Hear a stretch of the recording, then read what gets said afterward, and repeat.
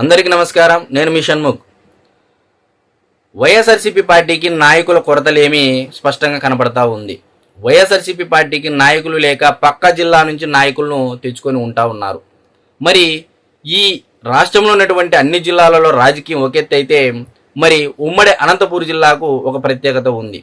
అయితే ఆ ప్రత్యేకతలో భాగంగా ఇప్పుడు వైఎస్ఆర్సీపీ పార్టీలో ఉన్నటువంటి అనంతపూర్ జిల్లా ఉమ్మడి అనంతపూర్ జిల్లా నాయకులు కొట్టుమిట్టాడేటువంటి పరిస్థితి, ఆందోళనలో ఉండేటువంటి పరిస్థితి.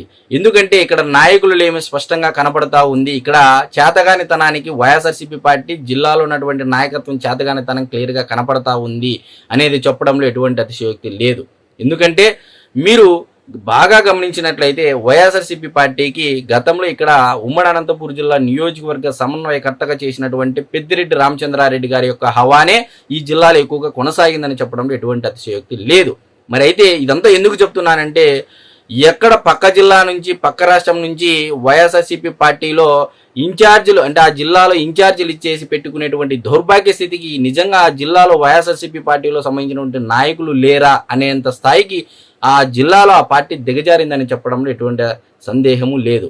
దానికి ఉదాహరణలో భాగంగా మీరు చూసుకున్నట్లయితే హిందూపూర్ పార్లమెంట్ ఇన్ఛార్జు కర్ణాటక రాష్ట్రానికి సంబంధించినటువంటి ఒక లేడీ, మరి అదేవిధంగా హిందూపూర్ అసెంబ్లీ నియోజకవర్గానికి సంబంధించినటువంటి ఇన్ఛార్జు కూడా కర్ణాటక రాష్ట్రానికి సంబంధించినటువంటి ఒక లేడీ.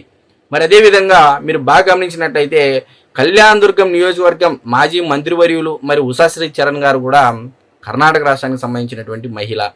మరి అదేవిధంగా గతంలో ఎంపీగా చేసినటువంటి అనంతపూర్ జిల్లాకి ఎంపీగా చేసినటువంటి తలారి రంగయ్య గారు కర్నూలు జిల్లా వాస్తవ్యులు. మరి గతంలో హిందూపూర్ పార్లమెంట్ నియోజకవర్గానికి అంటే మాజీ పార్లమెంటు సభ్యులైనటువంటి గోరంట్ల మాధవ్ గారు కూడా కర్నూలు జిల్లా వాస్తవ్యులు. అంటే ఈరోజు మీరు చూడండి, Kalyanadurgam, Hindupur parliament assembly segment, అదేవిధంగా అనంతపూర్ ఎంపీ, హిందూపూర్ ఎంపీ, దాదాపు 5 స్థానాలకు అసలు జిల్లాలో నాయకులు లేరా వైఎస్ఆర్సీపీ పార్టీకి అనేటువంటి దౌర్భాగ్య స్థితిలో ఈరోజు ఆ జిల్లాను పెద్దిరెడ్డి రామచంద్రారెడ్డి గారు తీసుకొచ్చారడంలో ఎటువంటి అతిశయోక్తి లేదు.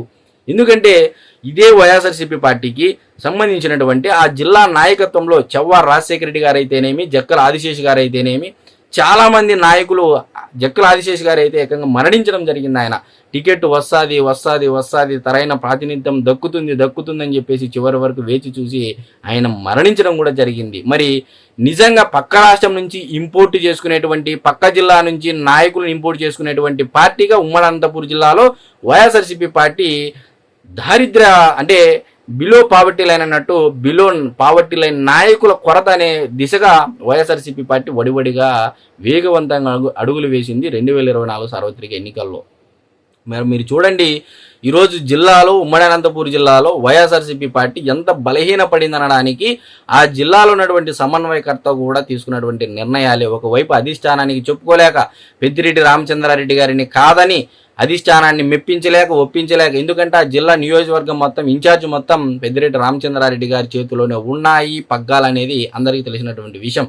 మరి పక్క జిల్లా వాసులు నియోజకవర్గ సమన్వయకర్తగా వేస్తే ఈ జిల్లాలో ఉన్నటువంటి నాయకుల్ని ఇన్ఛార్జీలుగా చేయకోకుండా ఎక్కడో ఉన్నటువంటి గోరంట్ల మాధవ్ను, ఎక్కడో ఉన్నటువంటి తలారి రంగయ్యను, ఎక్కడో ఉన్నటువంటి ఉషాశ్రీ చరణ్ను, ఎక్కడో ఉన్నటువంటి దీపిక శాంతమ్మ గారిని తెచ్చి అనంతపూర్ జిల్లా ప్రజల నెత్తిన రుద్దుతున్నారు అని చెప్పేసి వైఎస్ఆర్సీపీ పార్టీ పైన వైఎస్ఆర్సీపీ పార్టీ శ్రేణులే, కార్యకర్తలే అసంతృప్తి వెళ్ళగక్కేటువంటి పరిస్థితి. మరి ఇప్పటి నుంచే రాజకీయాలు వేడెక్కేటటువంటి పరిస్థితి. మరి ఇటువంటి పరిస్థితుల్లో వైఎస్ఆర్సీపీ ఈ 2029 ఎన్నికల్లో ఏ విధమైనటువంటి చర్యలు తీసుకొని పోతా ఉంది అంటే అది కూడా ప్రశ్నార్థకంగా మారినటువంటి పరిస్థితి. నాయకులు దొరకనటువంటి పరిస్థితి. జిల్లాలో చాలామంది నాయకులు ఉన్నారండి వైఎస్ఆర్సీపీ పార్టీలో, కానీ వైఎస్ఆర్సీపీ పార్టీ నుంచి నాయకుల కొరత ఉందే అన్నట్టు పక్క రాష్ట్రం పక్క జిల్లా నుంచి తీసుకోవడం అనేది నిజంగా అనంతపూర్ జిల్లాలో అంటే నాట్ ఓన్లీ అనంతపూర్ కాదండి, ఉమ్మడి అనంతపూర్ జిల్లాలో ఉన్నటువంటి వైఎస్ఆర్సీపీ పార్టీ నాయకులకు ఇది చాలా సిగ్గుచేటు అని చెప్పడంలో ఎటువంటి సందేహము లేదు. ఎందుకంటే